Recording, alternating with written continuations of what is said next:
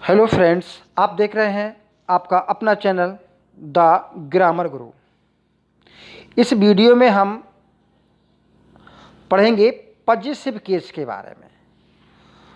Possessive case का अर्थ होता है अधिकार, यानी एक नाउन का किसी दूसरे चीज़ पर अधिकार। इसको पजेसिव का अर्थ समझ लीजिए, अधिकार होता है। अधिकार मतलब जैसे मेरी साइकिल है तो मेरा अधिकार हुआ। ऐसे ही हम कहें कोई व्यक्ति है मोहन, तो मोहन की, तो मोहंस, तो मोहन की, मोहन का, तो जो अधिकार दिखाएगा तो मोहन्स बुक, मोहन की किताब। तो ये जो शब्द दर्शाता है तो ये नाउन का ये पजेसिव केस है, यानी एपोस्ट्रोफी एस लगा करके पजेसिव केस बनाते हैं। तो हम इस वीडियो में देखेंगे कि पजेसिव केस किस तरह से बनाया जाता है। हम अगर रफली बात कर लें तो रफली में सिर्फ ये आता है कि या तो एपोस्ट्रोफी एस लगा होगा या नहीं लगा होगा, ये केवल एपोस्ट्रोफी एस होगा। एक बात, एपोस्ट्रोफी एस लगा होगा, केवल एपोस्ट्रोफी लगा होगा, या ऑफ कंस्ट्रक्शन होगा, यानी कि ऑफ की, जैसे लेग ऑफ द टेबल, यानी टेबल की एक पैर, तो ऑफ कंस्ट्रक्शन द्वारा भी बनता है। तो यही केवल तीन तरीके हैं, एपोस्ट्रोफी एस, केवल एपोस्ट्रोफी और या ऑफ कंस्ट्रक्शन। तो हमको सिर्फ समझ गए होंगे, हमको बहुत ज़्यादा नहीं देखना, हमको सिर्फ इतना देखना है कि हमारा जो कंस्ट्रक्शन बनता है किस प्रकार है, किसके साथ एपोस्ट्रोफी एस आता है, किसके साथ केवल एपोस्ट्रोफी आता है और किसके साथ ऑफ आता है। उम्मीद कर रहे समझ गए होंगे। अब देखिए, हमने एग्जाम्पल लिए हैं राम स्पैन और सोहन्स फैमिली, राम का परिवार और सोहन का परिवार।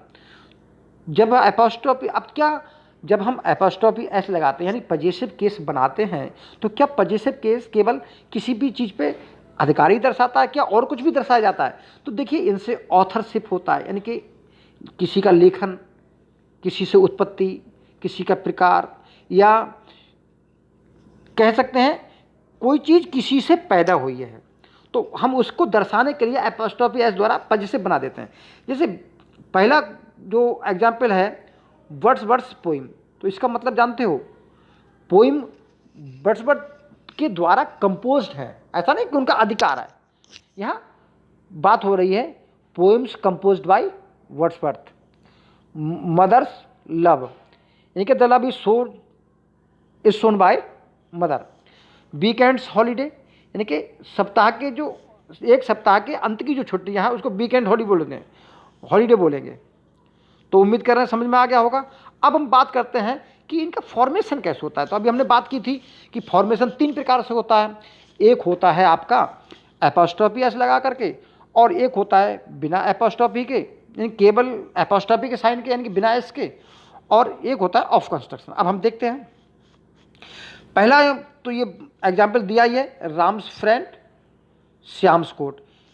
अब ये आपके सिंगुलर नाउन है। अब वो कह रहा है कुछ नाउन प्लूरल होते हैं। तो प्लूरल नाउन होते हैं, तो प्लूरल नाउन भी आपको दो प्रकार के होते हैं।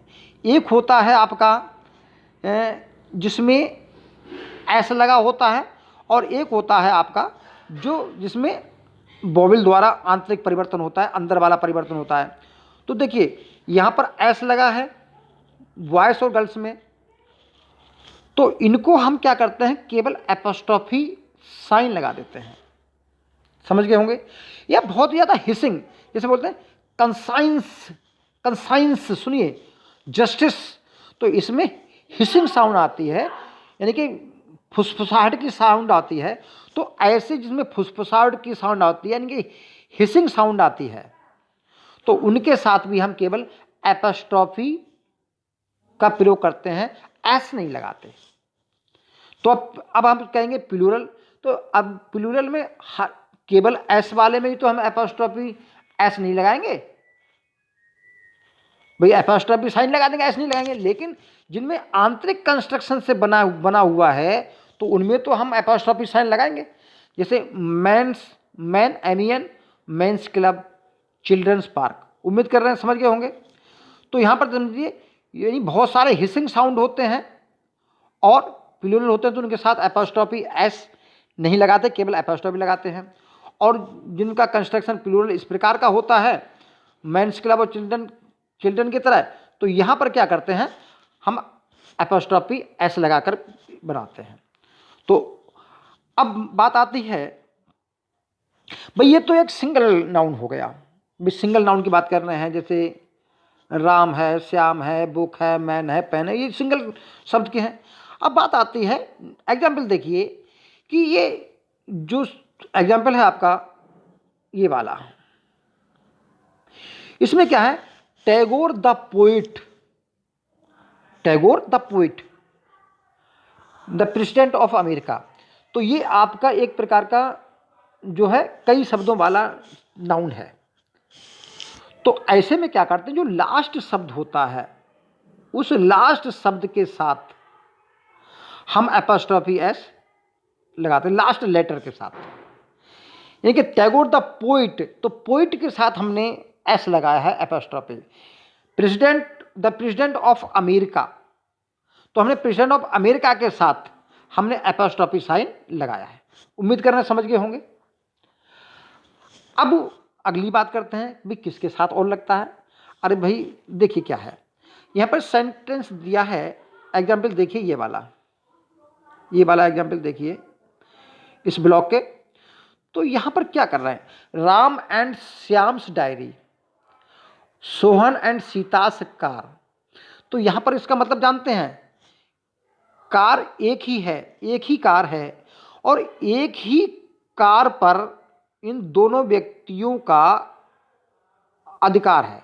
यानी कि एक ही कार पर दो व्यक्ति का अधिकार है, तो उसको क्या बोलेंगे, एक ही व्यक्ति के लिए। तो हम केवल जब एंड से जुड़े होंगे तो एंड से जुड़ने के कारण जो बाद वाला नाउन होता है उसके साथ हम एपोस्ट्रोफी एस लगा करके पॉजिटिव केस बना देते हैं। उम्मीद कर रहे हैं ये भी समझ में आ गया होगा। लेकिन बात इसकी दूसरी होती है, अगर भाई राम और श्याम की डायरी है, यानी कि मिलकर डायरी लिखते होंगे, और सोहन एंड सीता की कार है, तो दोनों पति हो सकता है, पति पत्नी हो सकता है, भाई बहनों, तो इन दोनों को एक ही कार पे पोजीशन है, तो इन्होंने बाद वाले के साथ लगा दिया क्योंकि मिलकर के है। लेकिन अगर ये दोनों के कार अलगे हैं, अलग कार हैं, भाई श्याम और राम की कार अलग है तो दो कार खड़ी हैं, तो यहाँ पर हमने बाद वाले के साथ और पहले वाले के साथ दोनों के साथ लगाया है। तो इसका मतलब यहाँ पर जो नाउन है जिस पर उनका पोजीशन है, जिस नॉवेल्स हैं, कार्स है और नॉवेल्स हैं, ये प्लूरल है। तो क्योंकि यहाँ पर एक से अधिक हो गई, तो इसकी कार हो सकता है ये खड़ी हो और इसकी कार थोड़ी सी अगले खड़ी हो, तो कुल मिला के इनके दो कारों पे पोजीशन है। तो समझ गए होंगे उम्मीद कर रहे हैं। और हार्डी एंड डिकिंस नॉवेल, यानी कि नॉवेल्स, भाई कुछ नॉवेल पढ़े हैं, इसमें कुछ हार्डी का, ये हार्डी का है, ये डिकिंस का है, ये हार्डी का है, डिकिंस का है, तो इनमें हार्डी एंड डिकिंस नॉवेल हो गए। उम्मीद कर रहे हैं समझ में आ गया होगा। अब पॉजिटिव केस का यूज जो होता है, अब हम पढ़ रहे हैं use of the positive case. तो पॉजिटिव केस का यूज है तो नेचुरल है, पोजीशन के लिए ही होगा। अब हम इसको पॉइंट टू पॉइंट पढ़ते हैं। ये कह रहा था positive case is now use the chiefly with the names of the living things. तो ये कहना चाह रहे हैं कि जो लिविंग थिंग्स हैं, नेचुरल है कि किसी भी संपत्ति पर जो अधिकार होगा वो लिविंग थिंग्स का ही होगा। एक बात ये इसको समझने की कोशिश कीजिए, लिविंग थिंग्स का इनसे क्या मतलब है। तो पहले पॉजिटिव का अर्थ समझिए। पॉजिटिव का मतलब होता है अधिकार। जब अधिकार होगा तो किसी भी वस्तु पर, किसी जीवित चीज का ही तो अधिकार होगा, या वो चीज जीवित होने का एज ए लिविंग थिंग्स जैसा बिहेव करे। दोनों बातें मेरी समझने की कोशिश करना, या तो लिविंग थिंग्स हो या लिविंग थिंग्स की तरह क्या करे, बिहेव करे। तो दोनों ही शर्तों में हम क्या करेंगे, तो क्या करेंगे भाई, names of the living things हो या लिविंग थिंग्स तरह बिहेव करे। दो बातें ध्यान रखेंगे। अब यहां पर देखिए क्या कह रहा है, द गवर्नर्स बॉडीगार्ड, तो गवर्नर्स लिविंग थिंग्स है, द लॉयंस मैन या राम संप्रदाय, इतना तो समझ गए होंगे।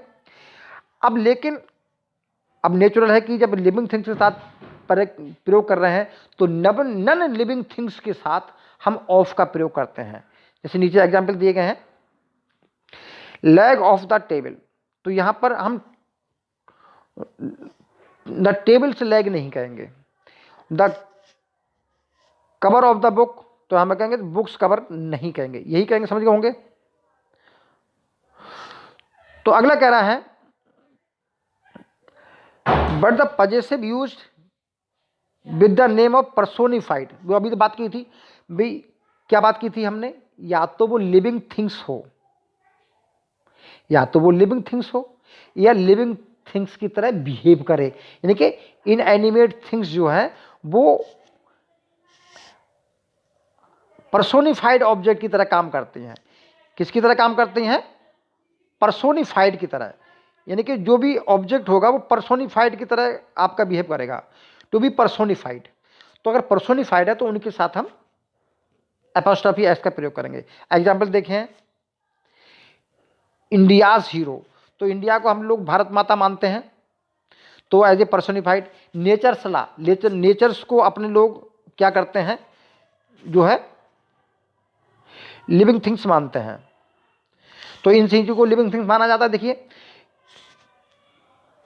भाई, इंडियाज को लिविंग थिंग्स मानते हैं, पर्सोनिफाइड मानते हैं, नेचर्स ला है, फॉर्चून्स फेवर है, एट ड्यूटीज कॉल और डेथ, तो इनको हम सब लोग पर्सोनिफाइड मानते हैं। तो जो पर्सोनिफाइड थिंग्स होती हैं उनके साथ हम एपोस्ट्रोफी एस का प्रयोग करते हैं। उम्मीद कर रहे हैं इस बात को समझ में आ गया होगा।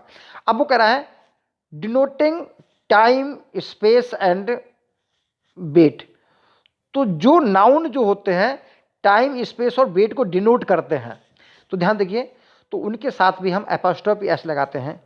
आ डेज मार्च, एक दिन का मार्च, आ डेज मार्च, एक दिन का मार्च। आ वीक्स हॉलीडे, एक सप्ताह की छुट्टी। आ ईयर्स टाइम, तो उम्मीद करेंगे समझ में आ गया होगा।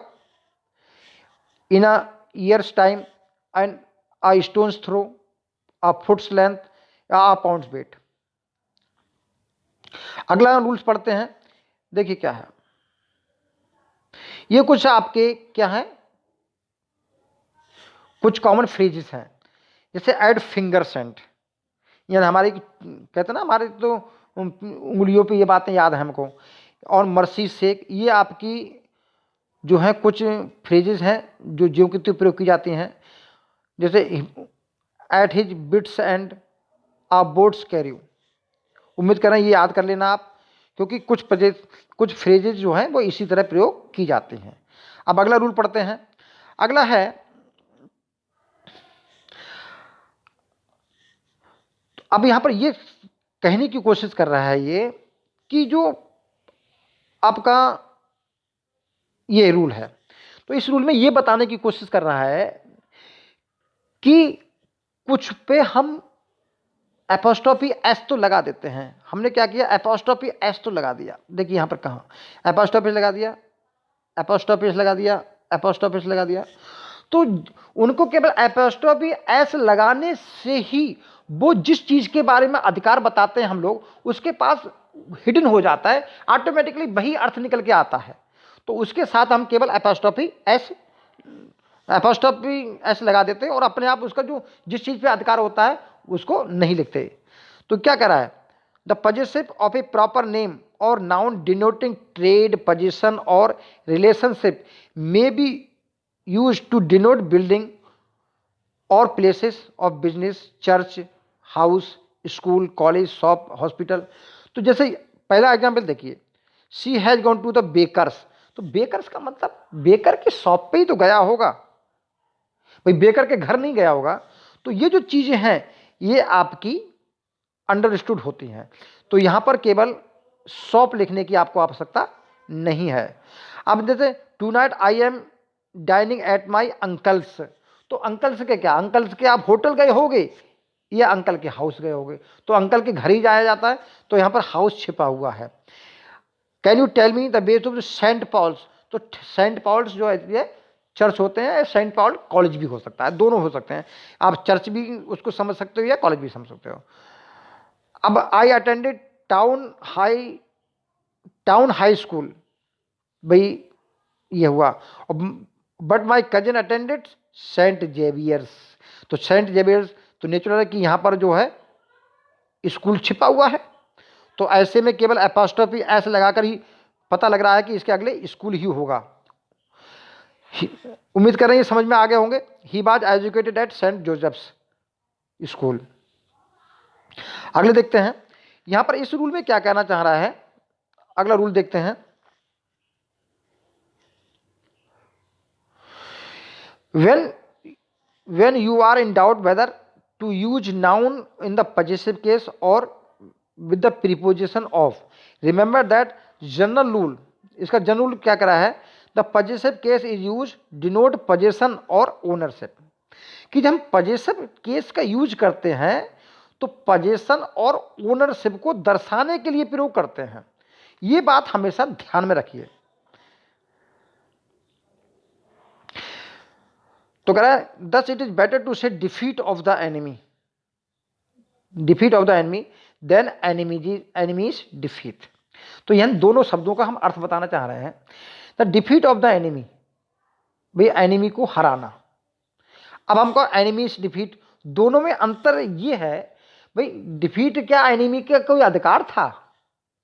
भाई हम इस शब्द को अगर देखने की कोशिश करें इसको, तो क्या हुआ, कहते जैसे एक डिफीट, ये डिफीट रखी है और ये एनिमी है, इस डिफीट पे एनिमी का अधिकार है और हम उसको छीन लाए, ऐसा थोड़ी ना होता है। तो ऐसे में इस पर ओनरशिप का जो थीम है, जो ओनरशिप हो रही है, वो इसमें कंसेप्ट नहीं आ रहा है। तो ओनरशिप का या पोजीशन का कंसेप्ट होना चाहिए, तभी तो हम एपोस्ट्रोफी एस लगाएंगे। ये पर्याप्त है अपने आप में कि ओनरशिप और पोजीशन का कंसेप्ट होना चाहिए, वरना हर चीज पे हम जो है एपोस्ट्रोफी एस नहीं लगा सकते। उम्मीद कर रहे हैं ये बात दोनों में समझ में आपको आ गई होगी। अगले पढ़ते हैं, फिर इस रूल को देखते हैं क्या कहना चाह रहा है। ये रूल में कहना चाह रहा है sometimes however a noun in the possessive case has a different meaning from a noun used with the preposition। इसको समझने की कोशिश कीजिए। भाई ये मैंने जो पाठ लिया है टोटल रेनर मार्टिन की किताब से, जो का त्यों लिया है, उसको समझाने की कोशिश कर रहे हैं, क्योंकि बहुत ही अच्छी किताब है, समझ में आ जाती है। तो बहुत सारी किताबें उससे छूट जाती हैं और वही अपने आप में कंप्लीट किताब है। द प्राइम मिनिस्टर्स रिसेप्शन इन दिल्ली, इसको समझिए इस सेंटेंस को। तो कह रहा है प्राइम मिनिस्टर्स रिसेप्शन इन दिल्ली, तो ये क्या दर्शाना चाह रहा है? ये रिसेप्शन है, ये जो चीज रिसेप्शन है यहाँ पर, और ये प्राइम मिनिस्टर है हमारे, तो इन्होंने रिसेप्शन दिया है, तो ये रिसेप्शन प्राइम मिनिस्टर का है। यहां पर आपको दावत मिली हुई है, ये रिसेप्शन चल रहा है, यहां पर आपको दावत मिली हुई है, ठीक। तो ये तो हुआ प्राइम मिनिस्टर्स रिसेप्शन। तो मेरे का मीन्स क्या हुआ, means are reception held by prime minister, यानी कि ये कार्यक्रम प्राइम मिनिस्टर के द्वारा किया गया है। यहां पर आम लोग दावत में हैं, जो जितने गणमान्य व्यक्ति होंगे, उनको जिनको दावत दी होगी, उनके लिए उन्होंने रिसेप्शन किया है। अगली बात, अब दूसरा सेंटेंस देखिए। दूसरा सेंटेंस क्या करा है, द रिसेप्शन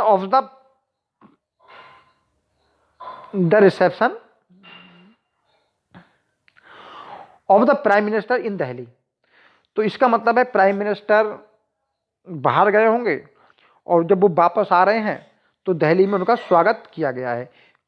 तो इन दोनों में आपका यही अंतर है सॉरी, कि इन्होंने प्राइम मिनिस्टर ने यहां पर रिसेप्शन दिया और यहां पर प्राइम मिनिस्टर का स्वागत किया गया है। उम्मीद कर रहे हैं दोनों सेंटेंस में अंतर समझ में आ गया होगा। आगे बढ़ते हैं।